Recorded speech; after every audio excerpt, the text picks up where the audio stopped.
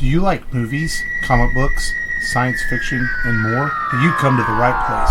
This is the Rebel Radio Podcast. You can find us at therebelradiopodcast.com. Follow us on Facebook, Instagram, Twitter, and join our Patreon for just $2 a month where you get exclusive episodes. Thank you for listening and enjoy the show.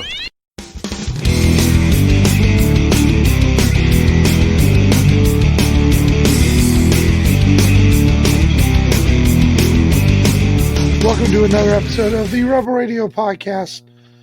This is Mark. This is Matt. This is Long, the bandito. The bandito, huh?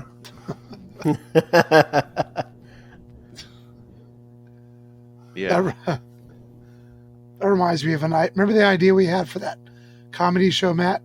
Yeah, man. Where you were going to be like a bandito. And, that was going to be cool. It was like post one day. One day, maybe. It's going to Pablo. It's going to go by Pablo the name of Pablo. His name was going to be Pablo. I can't do a Mexican accent. I saw my a man. voice He was decapitated. My voice was doing so much better, and all of a sudden it's kind of crazy again. But I don't know. It's been kind of a strangely stressful week. You should drink some honey tea or something. Yeah, honey tea. See, I don't like tea with stuff in it. Whiskey and lemon. Just the whiskey. Just the whiskey. And but yeah, it's been a cold week. For real. A strange week. A long week. God, I'm glad it's Friday. Yeah, it's about how I feel. How are you guys doing? Good. Good. Today was my day off. There we go. I went in. I did send in a text. No one acknowledged me, so I walked into Mark's work and say, "Why didn't you acknowledge me?" No. See, I don't think I got that text, dude. That's why I kept going. No. You're not acknowledging me. Yeah, it's just a general text. It wasn't directed at anyone. It was like, That's funny.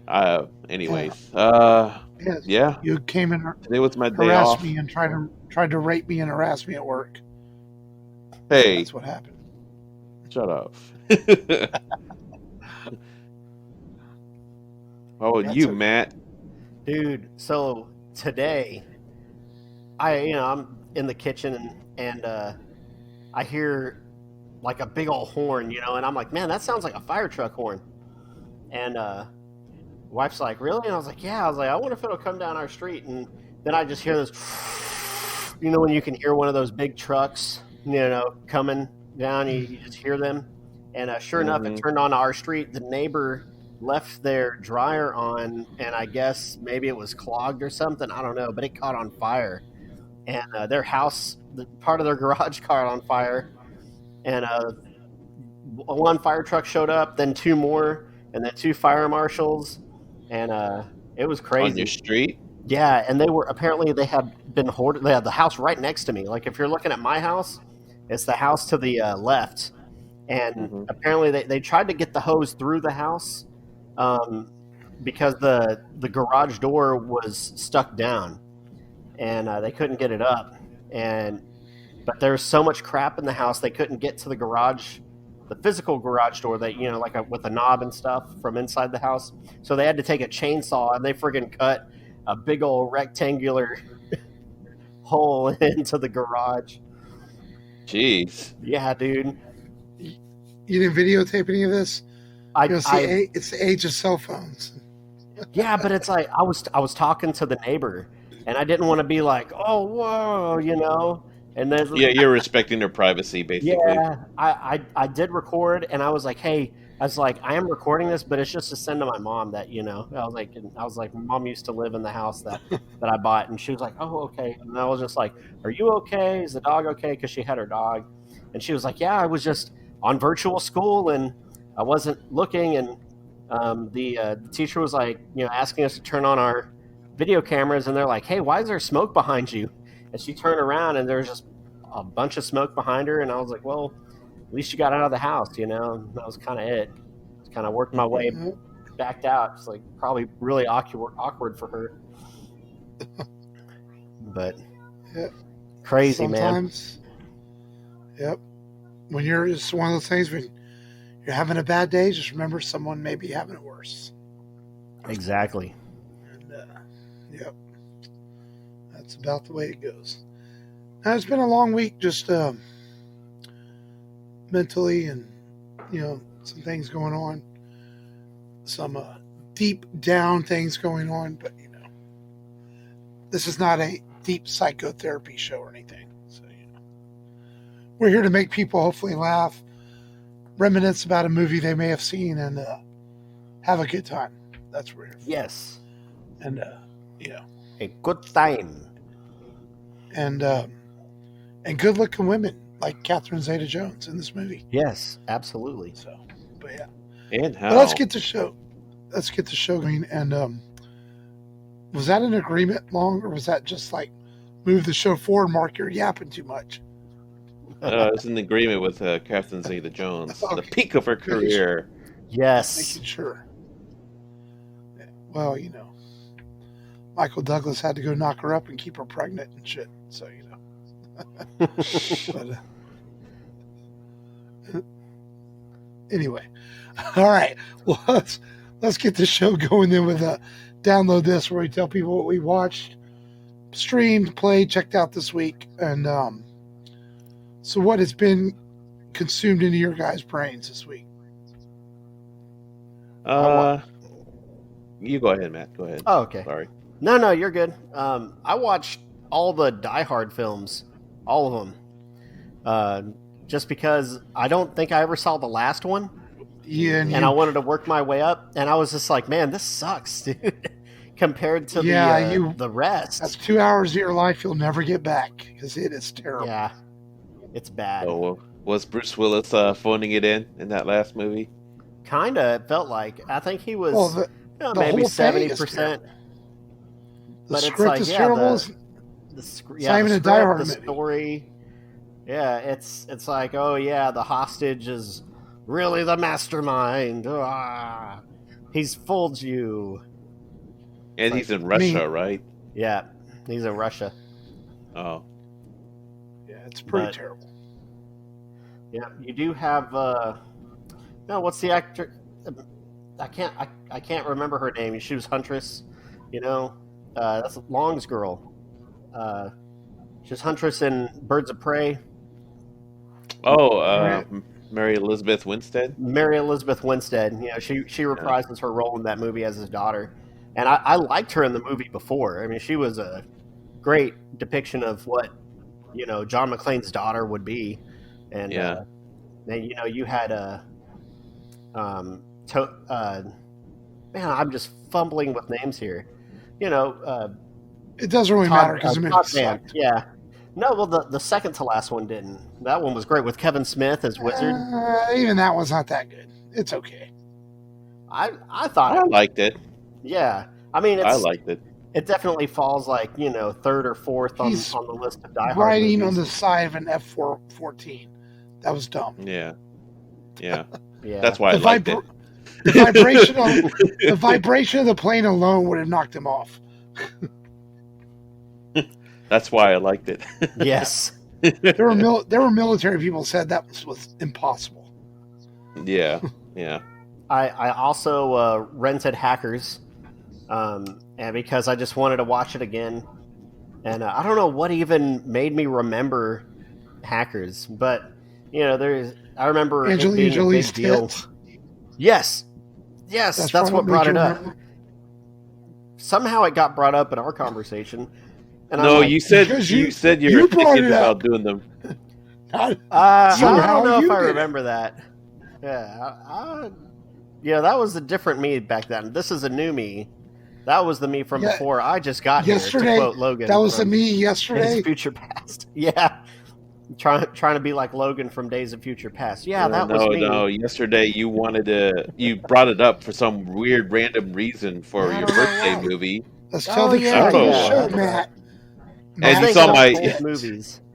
Did you see my reaction when you said that? Yes. Of Andre the Giant?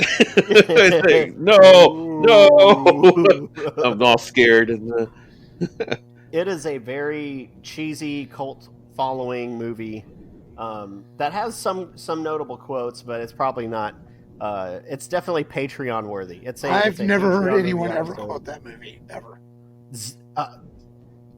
Play with the best, die like the rest. Zero Nope. cool, acid burn.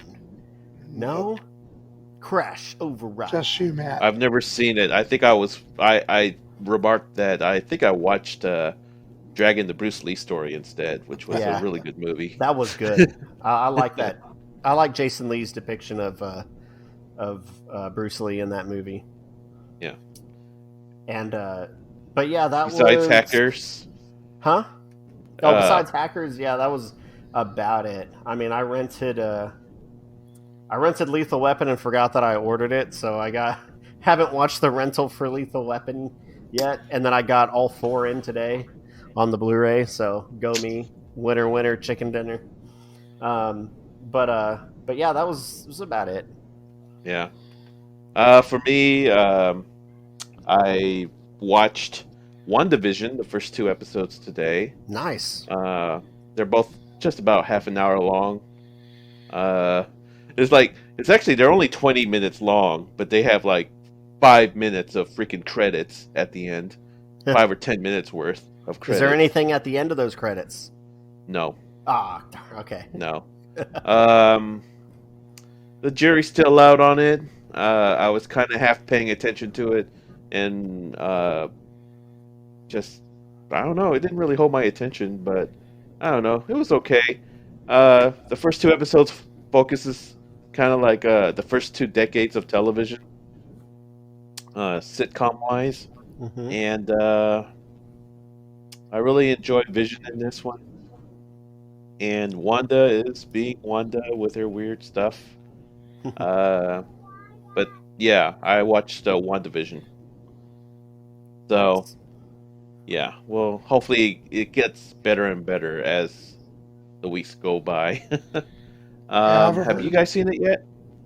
No, I meant to watch it, but I haven't heard anything real great about it either. People say it's kind of Yeah, Yeah. I heard it's mixed. Yeah. Of course, I played Animal Crossing throughout the week.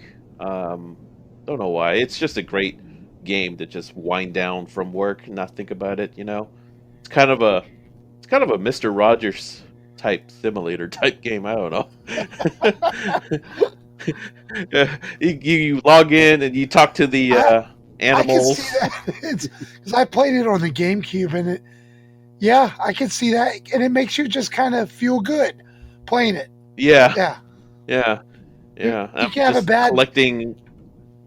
Yeah, yeah. You can have a bad just day, and that collecting- game can put you in a happy place. yeah. Puts me in a happy place. I'm going around collecting fossils for the museum, collecting bugs and fish for the museum. Just trying to make the island look better. And then, besides Animal Crossing, I actually bought Ring Fit Adventures, an exercise video game. And the thing killed me. I am freaking sore right now. And I'm trying to lose 50 pounds.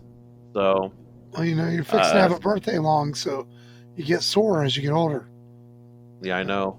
But hey, a lot of people say that exercise is the lotion. What was it? Lotion. Motion is the lotion. Yeah, that's what they is. But man, it's a fun game.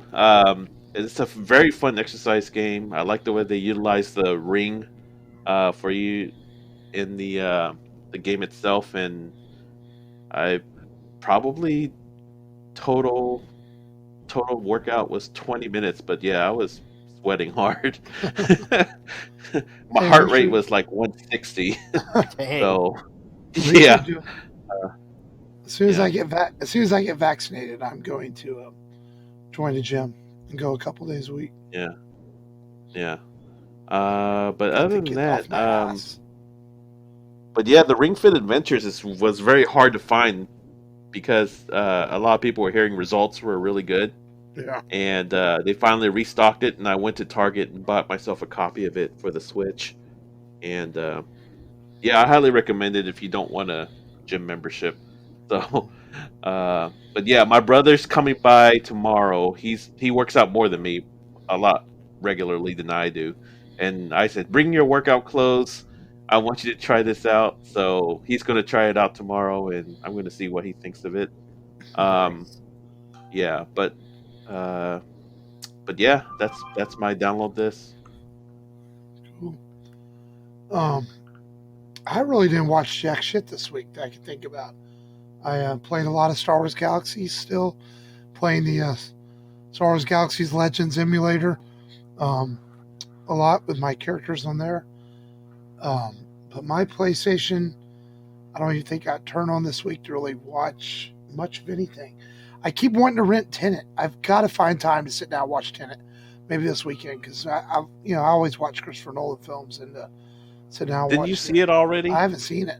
I've wanted to. Oh, So oh, I might okay. try I to thought you'd seen it already. No, because That's what I thought, too. it came out for sale, but it just came out for rent like last week. So I think you can rent it now, Vudu and all that. But that's about it. I just don't remember sitting down and really watch. Oh, I did watch the Batman Death in the Family, the interactive short film. It's okay. I mean, basically it's intercut with footage from Under the Red Hood. And then you can pick different scenarios with new footage. You know, some of the new footage is interesting, the scenarios, but it's all kind of like made me wish they would have just done a proper Death in the Family film instead. So I guess I did watch that. That's probably the only thing I really watched this week was Batman Death in the Family. Because I had gotten it for Michael for Christmas, so we finally sat down and watched the Blu-ray. Because apparently the interactive stuff only really works well on the Blu-ray. I've heard people that have bought it digitally. The Vudu copies and stuff, the interactives don't work as well. Apparently they mess up. So Whoops. yep. Oops. So we watched it straight up off the disc. And how was it? I said it was okay. It's intercut with footage from Under the Red Hood, mixed with new footage based on the outcomes that you choose. Like if you choose for Robin to live, Batman dies instead. So it's kind of weird. You know, there's one where Weird. you could kill the Joker or not kill the Joker.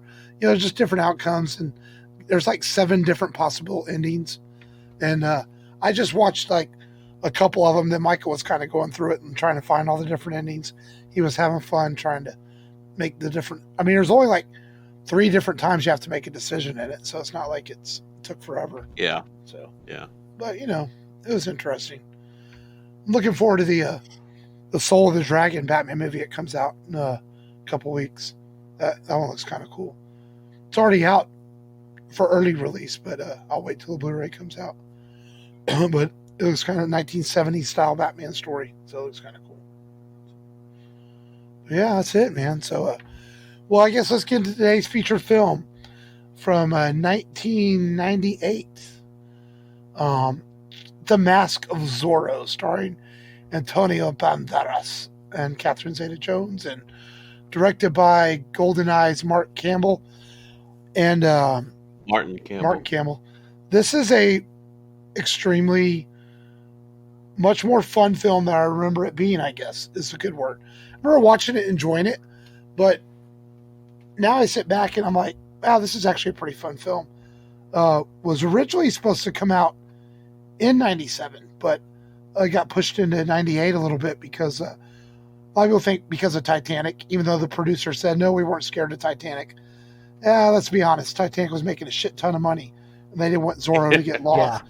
They didn't want Zorro to get lost in the Titanic craze. So they put it out in March of 98. And rewatching this movie,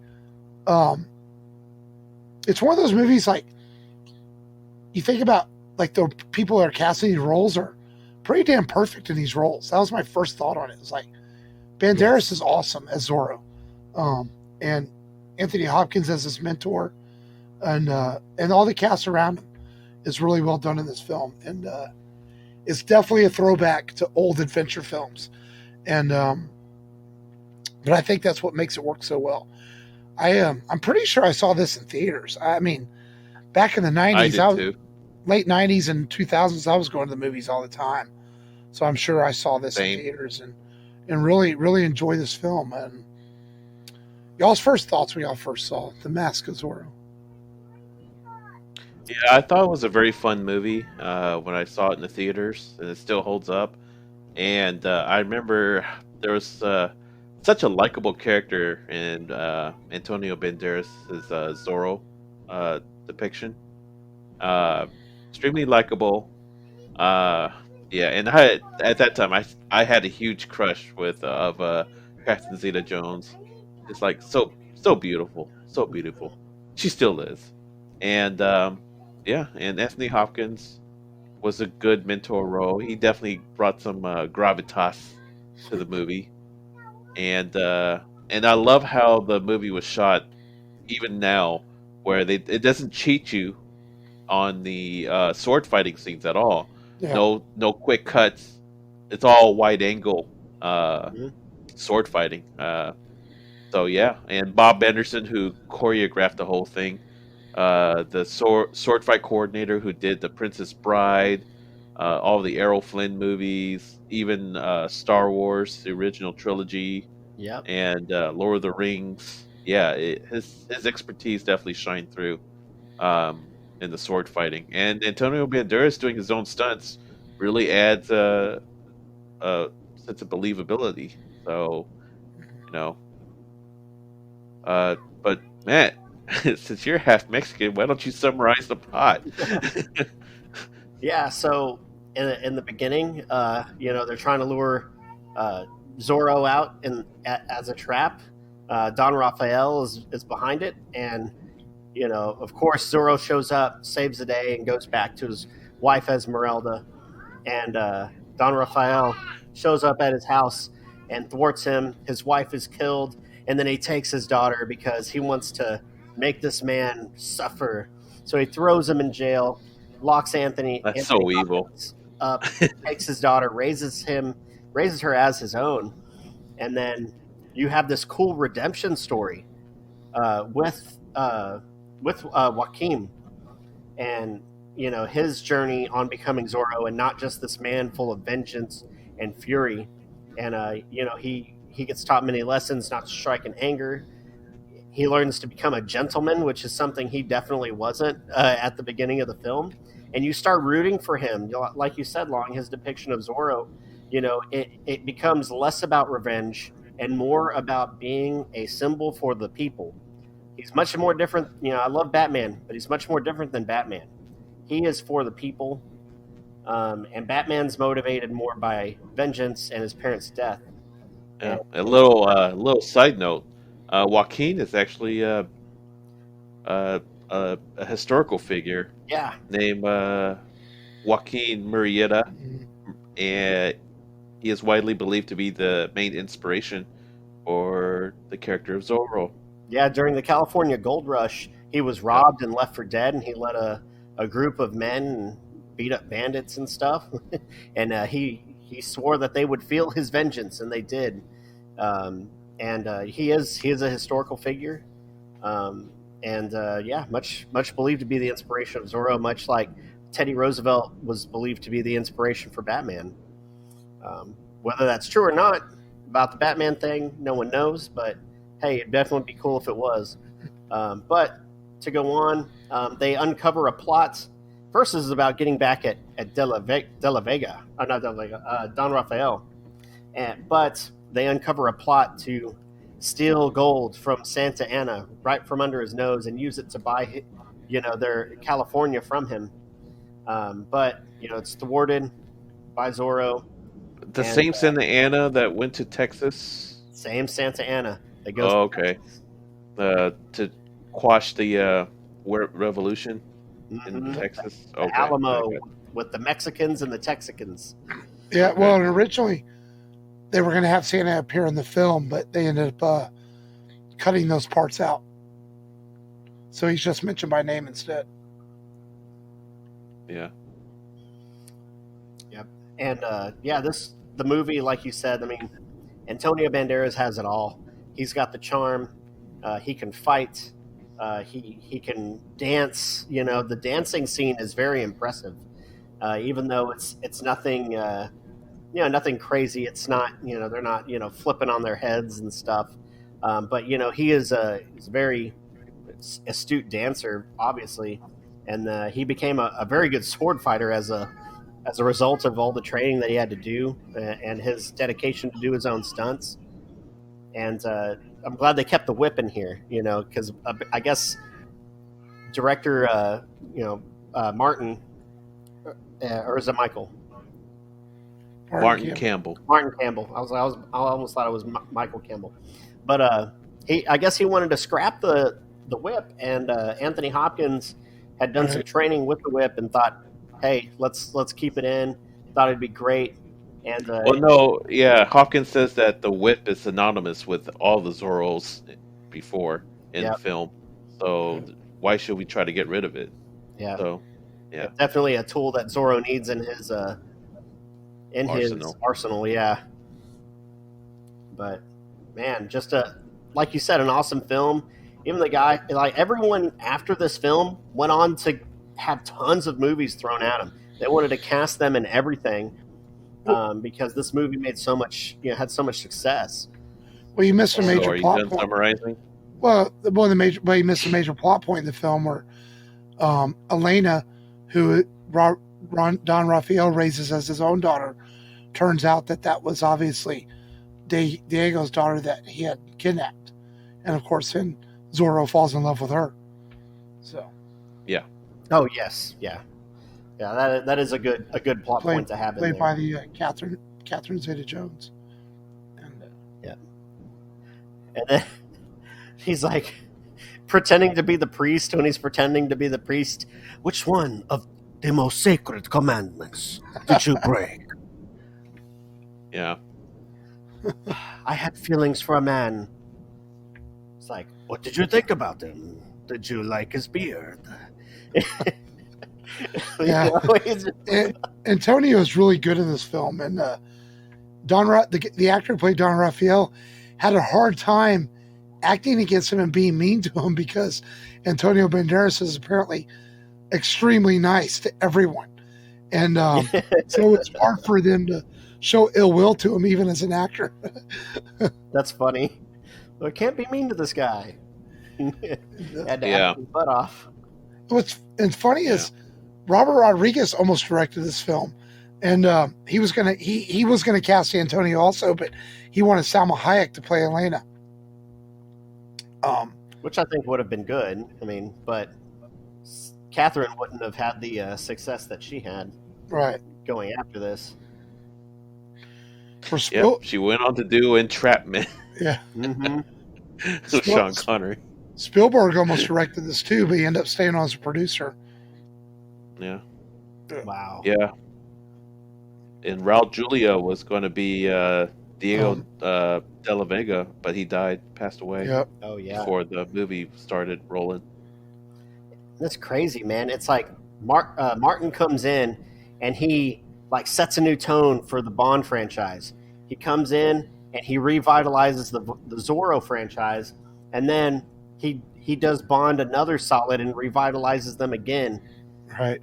Casino Royale. I mean, this guy, he brings the dying back to life, Except he could not save Green Lantern. No, he could not save Green Lantern. That's like Mad Max, he just could not save the children. Well, and he did a great job bringing Zorro back to new audiences, but unfortunately the sequel fell flat, and the franchise wasn't able to continue because at this point in Antonio Banderas' career, he was young enough. There was no reason we should not have gotten 3, 4, maybe 5 films with Antonio Banderas if they had all been good and did them every couple of years, but the sequel just was not successful, and it kind of killed the franchise. At first, no one wanted to be tied back to the film for some reason. I don't know if it was a typecasting thing, maybe so. But then whenever the movies that they had kind of broken off and done on their own had started doing bad, they brought them back again and said, hey, remember that movie you liked? Well, everyone's back for it again. And bring them all back. And of course, it's just a mess of a movie. I mean, why is Catherine Zeta-Jones not wanting Antonio Banderas, Banderas' character to be Zorro anymore? She's tired. She's tired of him. The action scenes just don't feel the same way, in my opinion. And I just feel like there's too much going on, really. Yeah. But it is what it is, I guess. It's what we got. 7 years later, in 2005, they decided to make a sequel. And like you said, I think if they would have maybe stuck with Martin, I didn't realize it. I didn't realize they were that far apart. Yeah. Oh yeah, 2005. But maybe like you said, if they would have kept it, 3 years apart, and actually took time to develop a better story and some on par action scenes, then maybe we would have had the Hispanic, Indiana Jones type of character, except with no gun. He's got the sword instead of the gun. Yeah, because this movie, I mean, this is such a fun movie that, it plays off the old adventure films. I mean, you just compared it to Indiana Jones, but it owes a lot to Indiana Jones being that style of action adventure that relies on real sets and practical effects and story to move the plot forward instead of laser guns and special effects and things like that. And I think that's what makes it work so well with characters that are interesting. They make you laugh, but yet you take them seriously too. Like this, there's some really humorous scenes where he cuts off her dress, which they use with waterwork and things like that. But it's not so cheesy that it insults the audience because you're having fun the whole time you're watching the film. The scene with Three Finger Jack, whatever he gets right before he gets shot, he's like called him Peckerwood, and he's like, I steal gold, you steal people's lives. And he's like, to hell with you, and to hell with the horse you rode in on, or something like that. And he flies at them in the mining cart and just gets shot. And Joaquin walks over there, and of course, he recognizes him, and that's whenever Captain Love recognizes him. He decides to show his brother's head and hand in the jar, which actually happened. Yeah. His brother's head and hand did get caught in a jar in historical records. So crazy, man. It had some wild stuff in there. Heads in jars, just like the governor, and from Walking Dead. So, what are your favorite action sequences? Oh man, I think. You go first, Mark. I like the big sword fight in the film, because I always like sword fights in films. That's probably my favorite part of the movie. I think the whole ending sequence is exciting. There's sword fights mixed in that too. I mean, there's like two or three major action pieces in this film, and they're all well done. As one thing I do think, like Martin Campbell as a director, you go to GoldenEye and Casino Royale, even Green Lantern, even though Green Lantern didn't work out the way it should have, Martin Campbell is really good action the way he shoots it. He picks good cinematographers. Like you said, he pulls back the camera. His action, these scenes are very cinematic. They're not up close in your face where you can't tell what's going on. I think he does a really good job with that as a director, with his action scenes. Yeah. And since this movie was shot so well with the way the sword fights are, YouTube, the internet has gifted us with fan edits of these sword fights with lightsabers added to them. Lightsaber effects. So if you ever get a chance, fantastic lightsaber scenes now too. Especially the Captain Zeta-Jones scene. Man, if you gave Zorro a lightsaber, he'd be a pretty dangerous Jedi. Yeah.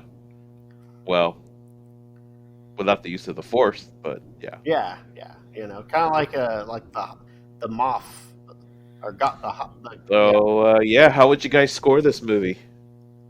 I mean, it's got to be an A, right? Yeah, I solid mean, A for sure. Yeah. everything is on point. Like Mark said, the casting, the story, the action, the directing. Yeah, Just Yeah, it's a solid A. Shout out to the training montage is very interesting too. oh yeah, It's a solid A, Yeah. and it makes me want them to bring the character Zorro back. I think it's a fun character. We need. I love science fiction. Y'all guys know that. But in the age of comic book heroes, I would like to see some of these pulp adventure heroes make comebacks, and I think Zorro. Maybe you cast somebody like Diego Luna would be perfect. I think he'd be a really good Zorro. Or heck, even Mandalorian. Staying with Star Wars, even Mandalorian's Pedro Pascal could have always made a good Zorro. He's probably getting a little too old now. Probably want to go younger like Diego Luna. But I think it's just such a good character, and I think Mexican kids and Spanish kids, it's a good hero for them to look up to as well. And I think the time might be right for them to maybe a studio will consider rebooting Zorro again, and maybe Antonio can come back and play the older retired Zorro. Because I always, when Antonio Banderas first came onto the scene with Desperado and everything, I really like him. He's got a lot of charisma on screen, and always wanted him to have a really big, successful career. Yeah. And I like almost everything he was in. Even that movie he did with Stallone where they were assassins. I kind of really like that movie. He's just always made he made really fun, good movies. And so I think Zorro's a cool character, and maybe one day we'll get another Zorro film. Yep, one of these days. one of these days, yeah. And which brings us to our top 5, because the world of pulp heroes are not always talked about as much anymore. They used to appear in kind of like sci-fi magazines and radio shows, and like kind of underground comic books that weren't Marvel and DC, and but they had a following from the 1930s all the way through into the 70s and 80s. Then the pulp hero started dying out with the big theatrical booms of the Batman films and the Marvel X-Men and Spider-Man, all that. But they still have their fans, even though they're a little bit of a lost superhero. So we thought we would talk our top 5 kind of favorite pulp action adventure heroes on this list this week. And Matt, who wants to go first? Matt, you want to start it? Yeah, I guess I didn't go by the comics. I was just trying to think of like movies that I had seen where they were like adventure movies and pick a hero from them. That's kind of what I did. I know you're going to grill me for this number 5, but I picked Richard O'Connell from the Mummy movies. Yeah, that's a pulp hero. I think that was my favorite role for Brendan Fraser.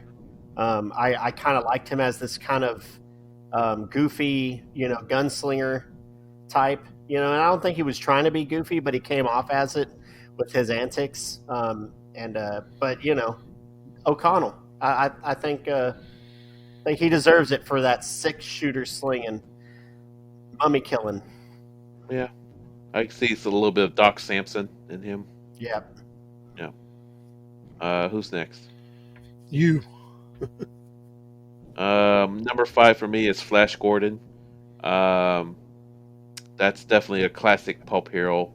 That was really popular in the golden age of cinema, and try to have a little revival in the 80s. And yeah, Flash Gordon's my number 5. Fun movie. Pretty out there as far as the reboot was concerned in the 80s. But yeah, Flash Gordon.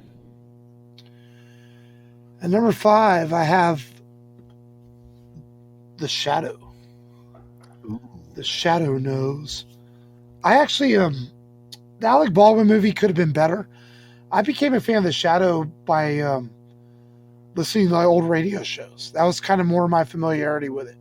You can find a lot of those on YouTube and different websites, and they're fun to listen to. There's actually a Sirius radio channel that plays old radio shows, and then they play The Shadow in there. And I always wanted them to do a Big Shadow movie, like a new version. Because the Baldwin movie's not terrible, but it's not good either. It's kind of middle of the road. And To the Shadow at number 5. Number 4, one of the most, one of the coolest action or adventure movies I ever saw on screen was Lord of the Rings. So I have Legolas as a adventure hero. Unlimited arrows. You know? Yeah. Yep. Jeez, what makes a good pulp hero, though? You know? I don't know. Yeah, at first I got it completely wrong, and I was like, what about like these tall tale heroes? You know, like Pecos Bill, like the one that from that movie Tall Tales. You know what I'm talking about? And John Henry Irons. Well, those are the folk heroes. the word pulp though comes. It's very similar to how like spaghetti western doesn't necessarily mean spaghetti. It means Italian. Yeah, okay. It means Italian directors. Same thing with pulp. Pulp heroes comes from the term that these heroes showed up in pulp, like underground magazines, kind of noir style stories, and and I guess the term pulp, they call them pulp magazines. So it's kind of like, okay. So the term pulp hero just kind of is where they came from, similar to like where spaghetti westerns came from. Or inspired by, yeah. Yeah. Okay. My number 4 is The Rocketeer. Nice. Definitely a classic pulp hero. Yeah, and I only seen The Rocketeer, the Disney movie with Timothy Dalton. And it's so funny because that first 2 months of movies I sent y'all a list, I almost had The Rocketeer on there. So I think we'll be doing it soon. Maybe it'll show up in March. You know, the thing about that movie is that it's a well-made movie, but it just doesn't do anything for me emotionally. You know, it looks cool, a little anticlimactic, but number 4 is The Rocketeer. Good pick. And number 4, I have the hero we talked about today, Zorro. A hero for generations. Cheat. No. And I've even watched the old Disney Zorro TV shows and movies and things like that. I've seen some of those, and I think we need more Zorro in our lives. Yep. Number 3, go ahead. I've got Tomb Raider. I think the video games were awesome. I played them on PS1, PS2 with the triangle boobs, you know, and then even though the Angelina Jolie movies weren't great, I always felt like she was good in the role, and I still haven't seen the new one, so I need to see the new one. But I got Tomb Raider number 3. It's okay. It's okay. Yeah. Number 3 for me is a pulp hero inspired, but I went with Han Solo. He reminds me of a lot of characteristics from the pulp magazines. But yeah, Han Solo from the Star Wars movies. At number 3, I have the ghost who walks the Phantom. I used to always read the Phantom in the daily newspaper. This is kids that listen to the podcast today. A newspaper used to have cartoons in it, like comic strips. And the Phantom would be in there every day, and I used to read it. And then I remember being in high school and seeing the Billy Zane movie. And I actually liked that movie, and it's kind of a guilty pleasure. I know it's not a great movie, but I enjoy it. I actually own it on Blu-ray just because I like the film. And I think the Phantom is a pretty cool pulp action adventure hero. Nice. Number 2, I have hero from this film. I have Zorro. I did watch the old ones, the black and white Zorro. Whenever my grandma used to babysit me, that's all I could watch. I could only watch Univision, and I had to watch novelas, and I could watch Zorro when it came on, and that was the coolest thing I was allowed to see. My number 2 is a recent movie. Well, it was not that recent, but that we all reviewed. and it was Dick Tracy. That's a pulp hero right there, the Man. quintessential pulp hero. Good one. Thank you. But yeah, Dick Tracy. Definitely. I know it's a comic strip, but some of those comic strips did appear in pulp magazines as well. Yep. So yeah, Dick Tracy is my number 2 pick. At number 2, I have, besides, this may be something I don't think I've ever actually revealed on the show because I guess it's never really had a reason to come up. But besides growing up and watching Batman 66 and making me want to be Batman and be a cop, I also used to watch the Lone Ranger a lot. And I still will watch the old black and white Lone Rangers. Oh, yeah. And Nice. I've always loved the character Lone Ranger. God, I wish Disney would have given us a better movie than the Armie Hammer one. And maybe one day we will. But I think the Lone Ranger is such a great character, a true action-adventure hero, and one of my favorite characters that's ever been created. Nice. Cool. Number 1, drum roll. I picked Indiana Jones, number 1. This man doesn't have time to fight with swords, so he'll just shoot you in the wiener and take you He out. did fight with swords. Yeah, but he doesn't always have time to do it. Yeah, Temple of Doom. I like the Ark version the best. Raiders version the best. Yeah, I might as well tie my number 1 with Matt's too, because I also have Indiana Jones. Dr. Jones. Yeah, definitely a modern pulp hero for sure. Depiction of a pulp hero. Yeah, great set pieces, great action. Man versus tank, man versus Nazis. Yes. Yeah. And I love the part when the okay. Oh, sorry. When the bald dude gets like just friggin' shattered by the propeller. Yeah. Well, I completely agree with you guys. Indiana Jones is the greatest adventure hero of all time. I did my list a little different, and I went more classical pulp heroes. So I have Flash Gordon at number 1. Besides Star Wars, Flash Gordon was one of the first science fiction movies I ever saw, and I always wanted to be like Flash Gordon, play football, have hot babes and a giant sword, and defeat Ming the Merciless. And that's awesome. So I have Flash Gordon at number 1 on my top adventure heroes list, but I'll give Indiana Jones a tie with him because I agree with that too. So cool. Let's do a little.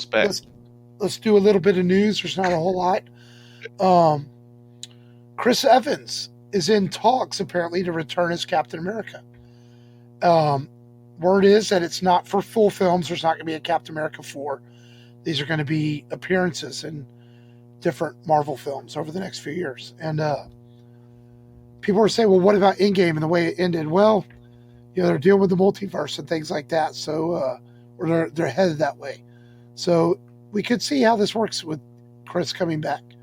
But I hope that means I hope there's like a multiverse version where there's this really cool Captain America story where Captain America's on planet Hulk and he has a companion, Devil Dinosaur, who's a red T-Rex.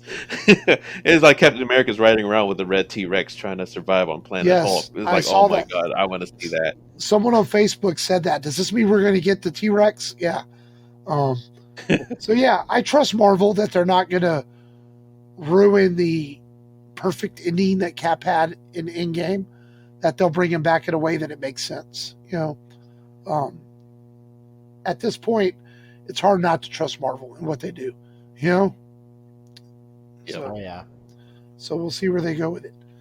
The other bit of news I have, and this will make Long happy, Legendary Pictures came up to an agreement to bring Kong vs. Godzilla to HBO Max and theaters on the same day. And not only that long, you don't have to wait as long. It's coming out March 26th. They moved it. They moved it Ooh, up. 2 months. They moved it up 2 months. I better put in the vacation time for that. It's just a movie, dude. And I don't care. I Just got a 5 movie. weeks of vacation, so rumors yeah. rumors are that trailers for both it and Mortal Kombat should be out maybe by the time we record next week. So I guess that leads us into previewing next week's movie, which is Long's birthday weekend. So he gets his birthday pick, as became a tradition a couple of years ago in the show. We started doing birthday picks, and we're going to stick with Godzilla, as Long has chosen us to watch and talk about Godzilla vs. Mothra.